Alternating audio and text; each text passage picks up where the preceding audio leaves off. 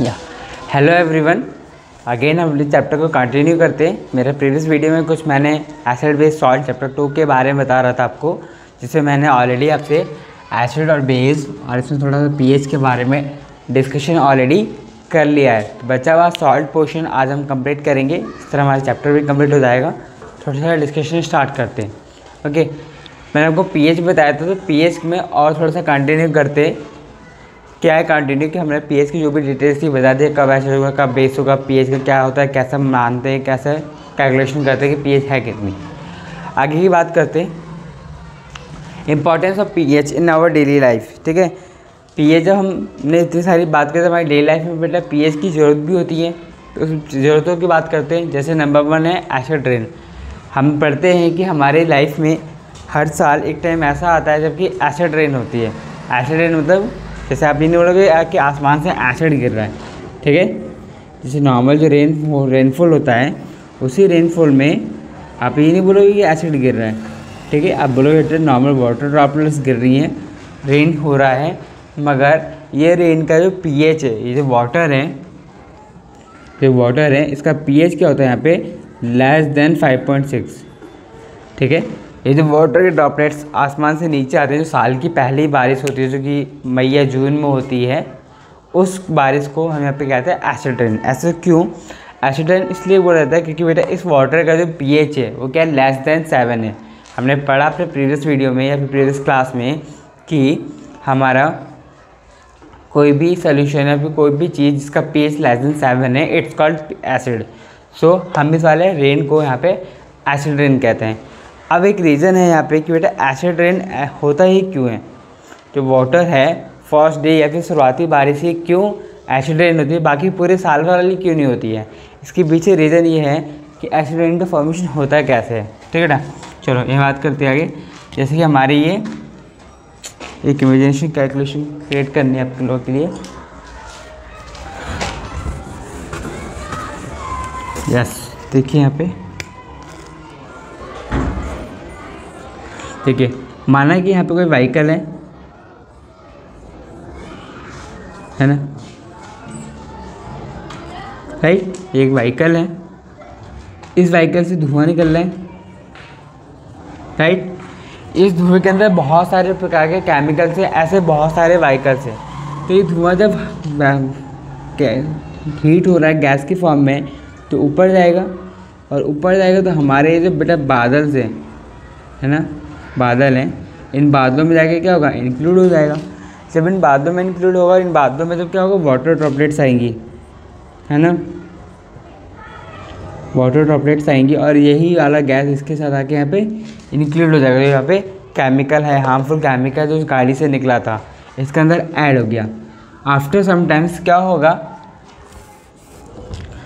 यही water droplet इसके साथ मिलकर जब नीचे गिरेंगे अर्थ पे, है ना, तो क्या होगा, ये जो वाटर ड्रॉपलेट से रेन है, इसलिए हम इसको यहाँ पे क्या बोलेंगे, एसिड रेन। क्यों?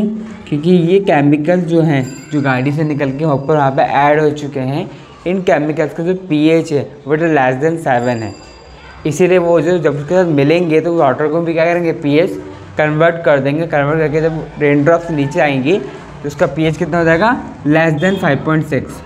तो 5.6 लेस देन होने के कारण हम इससे बोलते हैं यहाँ पे एसिड रेन। तो ये हमारी डेली लाइफ में इस तरह से यूज़ है। आगे देखिए, हाँ, अगर यही एसिड रेन मान लीजिए, अब देखिए एसिड रेन तो नीचे आ गए, ठीक है, लैंड पे फॉल कर चुका है। अब यही लैंड से फ्लो करते हुए किसी नदी में जाके मिलेगा। मान लीजिए नदी है, तालाब है, इसमें जाके इंक्लूड हो गया, क्योंकि कभी ना कभी तो भाई थोड़ा नहीं कि वहीं पे पड़ा रहेगा जहाँ गिरेगा, वो फ्लो भी तो होगा।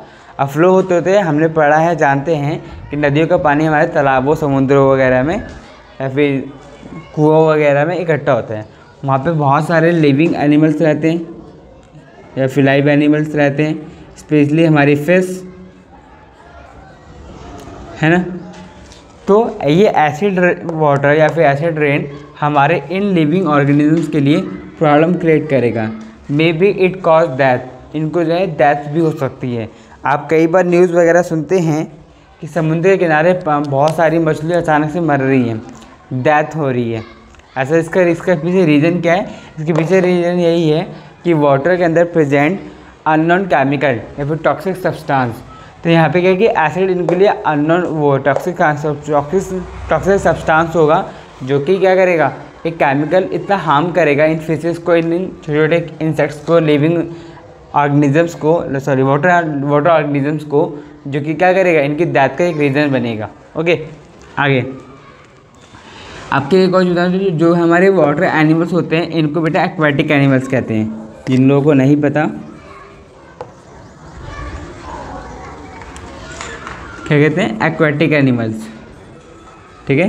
तो इसलिए आप कहीं भी वर्ड पढ़ें एक्वा या एक्वाटिक, इट मीन्स कि यहाँ पे वाटर के रिगार्डिंग बात हो रही है, ठीक है। एक्वाटिक स्पेलिंग है यहाँ पे AQUATIC, ठीक है, aquatic animals. Done, children. Next बात करते हैं बेटा पीएच ऑफ सॉइल। जो हमारे प्लांट्स हैं, वो ग्रो करते हैं, ठीक है। वो कैसे ग्रो करते हैं? प्लांट्स को बेटा सर्वाइव करने के लिए जिस सॉइल से वो न्यूट्रिशन ले रहे होते हैं, उस सॉइल का यहाँ पे आसपास का पीएच जो है अप्रॉक्सीमेटली 7 होना चाहिए, या तो अप्रॉक्सीमेटली 7 होना चाहिए या फिर जो उसकी नीड है उसके अकॉर्डिंग होना चाहिए। इसीलिए सभी ट्रीज होते हैं हर जगह सर्वाइव नहीं कर सकते, उसका जो अपना एरिया है, रेंज है, उसके अकॉर्डिंग ही वो क्या करेंगे, सर्वाइव करेंगे। जैसे हर एक ट्री की अपनी अपनी प्रॉपर्टी की, किस प्रकार की सॉइल में क्या करें, सर्वाइव करेगा, है ना, और उसको किस तरह की कंडीशन चाहिए। तो यहाँ पे हम बात करें कि सॉइल का जो पीएच है उसको अपना ही चाहिए। वैसे अप्रॉक्सीमेटली जो हम नोएडा में रह रहे थे, तो नोएडा का अप्रॉक्सीमेटली सॉइल का पीएच कितना है, 7 है। मैंने खुद इसका टेस्ट किया हुआ नोएडा के सॉइल्स का अपनी लैब में। चलिए नेक्स्ट बात करते बेटा पीएच ऑफ डाइजेस्टिव सिस्टम, ठीक है। मैंने अपने वीडियो में आपको बताया था डाइजेस्टिव सिस्टम, उसका पीएच के बारे में मैं वहाँ पर डिस्कशन नहीं किया था, क्योंकि वहाँ पर उसका कुछ इंपॉर्टेंस था भी नहीं लाइफ प्रोसेस चैप्टर के दौरान। अब आगे बात करते हैं यहाँ पे pH of digestive system. PH of digestive system बेटा वैरी करता है 6 to 7.4, ठीक है, 6 से लेके 7.4 तक होता है इसका पीएच। अलग अलग टाइम पे डाइजेस्टिव सिस्टम है। जैसे स्टमक के अंदर इसका पीएच 7 हो जाएगा, क्यों? क्योंकि हमारे स्टमक में क्या पाया जाता है, HCl पाया जाएगा। HCl क्या होता है, एक एसिड है, हाइड्रोक्लोरिक एसिड, जो कि हमारा क्या है, लेस देन 7 है। उसके बाद जैसे स्मॉल इंटेस्टाइन में जाएगा इसका पीएच 7.4 हो जाएगा। मतलब ऐसा क्यों? हमने पढ़ा था उसमें कि जब हमारा फूड जो होता है स्टमक से स्मॉल इंटेस्टाइन में जाता है, तो पहले स्टमक में क्या होगा कि एसिड फॉर्म में कन्वर्टेशन होगा एसिड के साथ मिक्स होने के कारण, फिर वो बेस में कन्वर्ट होगा स्मॉल इंटेस्टाइन में। ऐसा क्यों? क्योंकि स्मॉल इंटेस्टाइन में जो प्रेजेंट एंजाइम्स है उसको फंक्शन करने के लिए एक बेसिक कंडीशन चाहिए, इसीलिए वहाँ पे क्या होगा, उसका पीएच चेंज होता है। उसके बाद अगेन जब पीएच स्टमक से लेके स्मॉल इंटेस्टाइन से लेके देन लास्ट में जब रेटम में जाएगा, ठीक है, यहाँ पे हमारा वेस्ट मटेरियल आउट कलेक्शन होता है, उस कलेक्शन पॉइंट पे अगेन इसका पीएच लेस देन 7 हो जाएगा। तो इस तरह हमारे पूरे डाइजेस्टिव सिस्टम में पीएच वैरी करता है 6 से लेकर 7.4 तक। ओके, नेक्स्ट बेटा बात करते हैं टूथ डिके। टूथ डिके मतलब दांतों का सड़ना या गलना। वैसे गलना होता है, डिके मतलब, बट मैं यहाँ पे सड़ना भी बोल सकता हूँ, ठीक है। चलिए आगे बात करते हैं टूथ डिके के। हमारे दांत कब सड़ेंगे, ठीक है, जब बेटा हमारे दांतों का पीएच क्या होगा, लेस देन 5.5 होगा।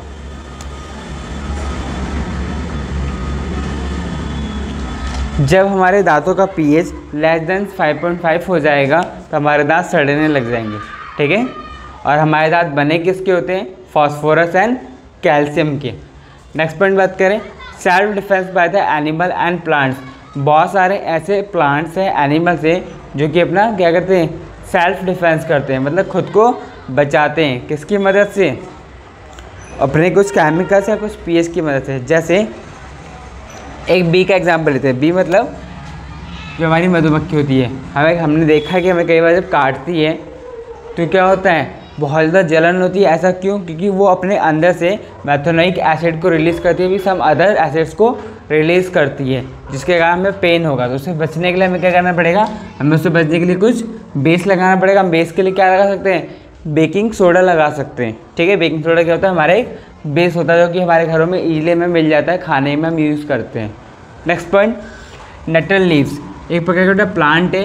जैसे कुछ प्लांट्स में आपने देखा होगा कि प्लांट्स के लीव्स के ऊपर छोटे छोटे बाल निकले होते हैं, हेयर्स निकले होते हैं, जैसे फर भी कहते हैं, वाइट वाइट कलर के होते हैं मोस्ट ऑफ के। कई बार उसको छूने से भी हमें ईचिंग वगैरह, पेन वगैरह होता है। ऐसा क्यों?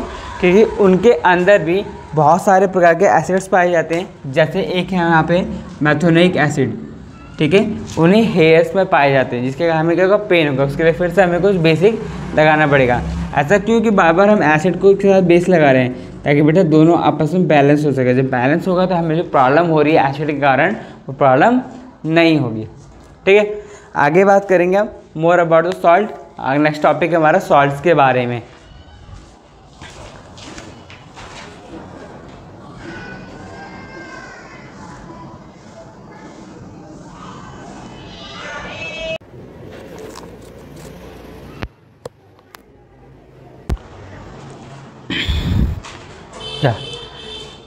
Hello, welcome back everyone.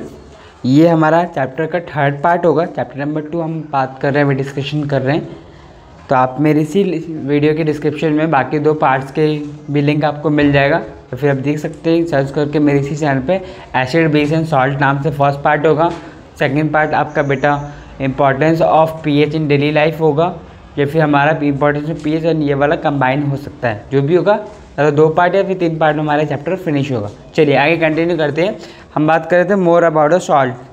Salt के बारे में पढ़ेंगे। एसिड, बेस, सॉल्ट में हमने already acid and base and pH का डिस्कशन कर लिया है अपनी वीडियो में। अब बात करते हैं सॉल्ट के बारे में। आपको इसी चैनल पे मेरे अदर्स वीडियोस मिल जाएंगे इसके रिगार्डिंग जो भी हैं। चलिए फर्स्ट पॉइंट बात करते हैं यहाँ पे बेकिंग सोडा। थोड़ी बेटा आपके बुक से सीक्वेंस में नहीं है, बट कोई नहीं है, बट बुक का बेटा पेज नंबर 30 एनसीईआरटी से है ये पूरा पोर्शन। चलिए बात करें बेकिंग सोडा। बेकिंग सोडा मतलब खाने वाला सोडा होता है ये हमारा, ठीक है। बेटा हिंदी में खाने वाला सोडा भी कहते हैं, या फिर लोकल लैंग्वेज में खाने वाला सोडा भी बोलते हैं। चलिए इसका केमिकल नेम क्या है? Sodium hydrocarbonate. इसका केमिकल नेम क्या है? Sodium hydrocarbonate. ये आपको याद होना जरूरी है।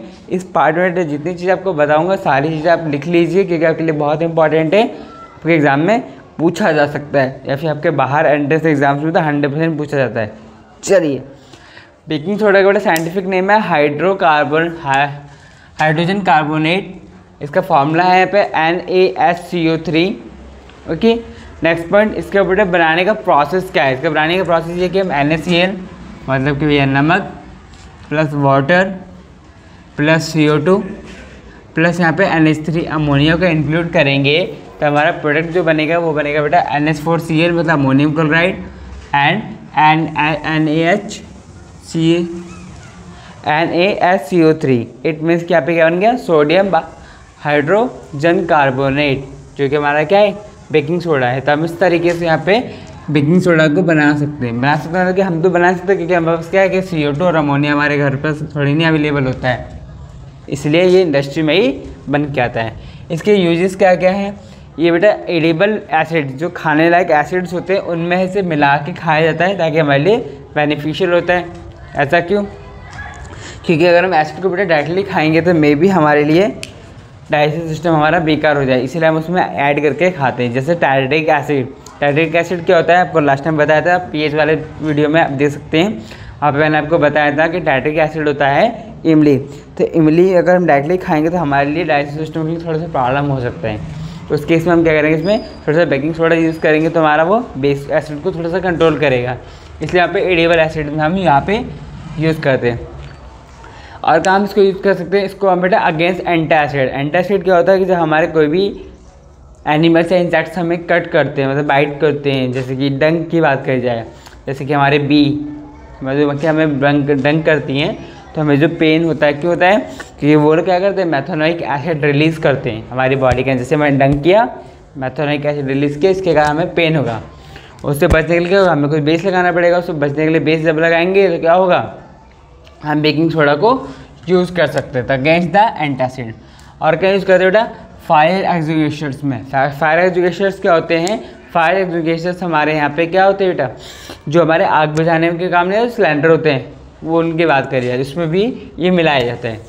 नेक्स्ट पॉइंट यहाँ पे वॉशिंग सोडा। वॉशिंग सोडा नाम से पता चला धोने वाला, सफाई करने वाला सोडा। चलिए इसका फॉर्मूला है बेटा Na2CO3 10H2O। ठीक है। ये बनाया कैसे जा सकता है, अगर हम इसमें बेटा Na2CO3 + 10H2O को ऐड करेंगे तो हमारा यही चीज़ बनकर आ जाएगा।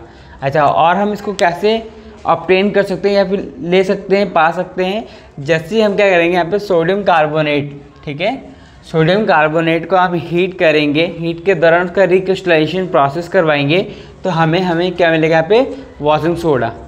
डन। नेक्स्ट, इसके यूजेस क्या होते हैं वॉशिंग सोडा के, ये बेटा glass, paper and shop industries में यूज़ किए जाते हैं, उनको बनाने के लिए।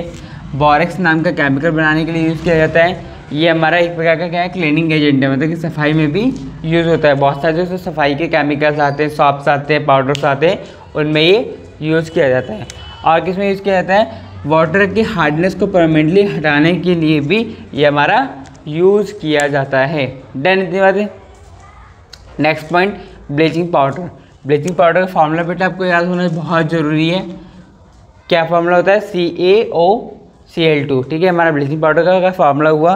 प्लस इसे बनाया कैसे जाता है, इसको बनाने का प्रोसेस है CaOH2, मतलब कि carbonate hydroxide plus Cl2 chlorine का ऐड करेंगे तो हमारा क्या बनेगा, CaCl2 + H2O। इट मीन्स कि ब्लीचिंग पाउडर यहाँ पे बन रहा है। इस तरह से हम ब्लीचिंग पाउडर हमारे केमिकल इंडस्ट्री वाले बनाते हैं। इसके यूजेस क्या क्या हैं, इसके यूजेस से बेटा इसको हम यूज़ करते हैं cotton, textile and wood pulp और वॉशिंग इंडस्ट्रीज़ में इसका हम यूज़ करते हैं, ठीक है। कॉटन आपको पता होगा, टेक्सटाइल कपड़ों वाला, वॉशिंग बेटा धुलाई वाली इंडस्ट्रीज़, या फिर ऐसी वॉशिंग लॉन्ड्रीज में भी यूज़ किया जाता है, ठीक है, जहाँ पे धुलाई के कपड़े होते हैं ना, बहुत बड़े वहाँ पे। अच्छा, वुड पल्प क्या होता है, जब बेटा हम लकड़ी को, जैसे बहुत मोटी लकड़ी को जिसकी मोटाई होगी थोड़ी सी, ठीक है, इस मोटी लकड़ी को बिल्कुल पतले, देखो मोटाई ख़त्म हो गई, जब मोटे से पतले में इसको कट करके पतले पतले स्लाइस बनाते हैं लकड़ी को, तो वहाँ पे इसको इसके पानी में डुबो के रखते हैं, जिसके कारण क्या होता है, वो बहुत ज़्यादा सॉफ्ट होता है लकड़ी हमारी उस कंडीशन में। चलिए आगे, ये बेटा बहुत सारे इंडस्ट्रीज में ऑक्सीडाइजिंग एजेंट का काम करता है। ऑक्सीडाइजिंग क्या होता है कि हाइड्रोजन वगैरह का रिमूव करना, ऑक्सीजन का एडिशन होना, आपने पहले पढ़ा है, वैसे का तरीका काम करेगा। क्लीन वाटर को क्लीन करने में भी यूज़ किया जाता है ब्लीचिंग पाउडर कई बार। जैसे आप लोगों ने देखा होगा जो आपके सोसाइटीज़ वगैरह में पानी आते हैं हमारे, उससे वो पानी पीने लायक होता है। क्यों? क्योंकि उनके अंदर ऑलरेडी हम लोग क्लोरीन की गोलियाँ डालते हैं, है ना, क्लोरीन की गोली डालते हैं। तो आप देखेंगे कि हमारा ये जो ब्लीचिंग पाउडर होता है इसके अंदर क्या प्रेजेंट है, क्लोरीन प्रेजेंट है। तो हम उसको अगर अपने गंदे पानी में भी करते हैं ना, कि नॉर्मल वाटर पानी में भी, जैसे नल का, कुएँ का या फिर मोटर के पानी में भी अगर ये ब्लीचिंग पाउडर डाल देंगे तो हमारा वो वाटर पीने लायक क्लीन हो जाएगा। कैसा? क्योंकि बेटा उसके अंदर क्लोरीन मिला हुआ है। ओके, नेक्स्ट पॉइंट है हमारे यहाँ पे, नेक्स्ट हमें किसकी बात करनी है, पीओपी की। पीओपी मीन्स की plaster of Paris. Yes everyone, next topic हम बात करते हैं पीओपी। पीओपी नॉर्मल हम जानते हैं पीओपी क्या होता है, प्लास्टर ऑफ पेरिस, जो कि हमारे किस लिए यूज़ होता है, ये जो हमारी वॉल होती है इसको पेंट करने से पहले हम इसको यूज़ करते हैं ना। चलिए इसको बेटा क्या, इसका साइंटिफिक नेम है यहाँ पे कैल्शियम सल्फेट हेमीहाइड्रेट। ठीक है, क्या नाम है, कैल्शियम सल्फेट हेमीहाइड्रेट। इसे नाम से भी देखिए कैसे इसका नाम यही पड़ा, calcium Ca, sulphate SO4, Hemy मतलब हम ऑलरेडी जानते हैं, हेमी सर्कल में पढ़ा है, आधा, हाइड्रेट मतलब यहाँ पे वाटर। इस तरीके से आप इसका केमिकल नेम भी रख सकते हैं।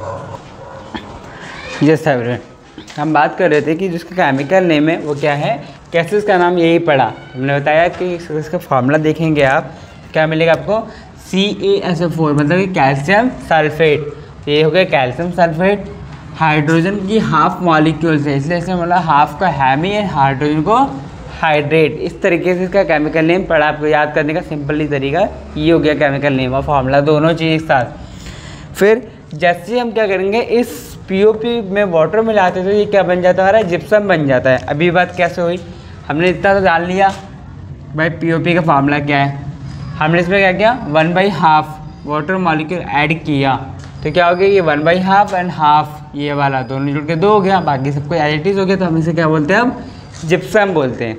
ओके, इसका एकमात्र यूज मेनली यही है कि हमारा पीओपी जो होता है क्या होता है, पेंट में यूज होता है। ठीक है, थैंक यू एवरीवन। अगर आपको बेटा वीडियोस अच्छी लग रही है तो आप अपने फ्रेंड्स सर्कल्स के साथ शेयर कीजिए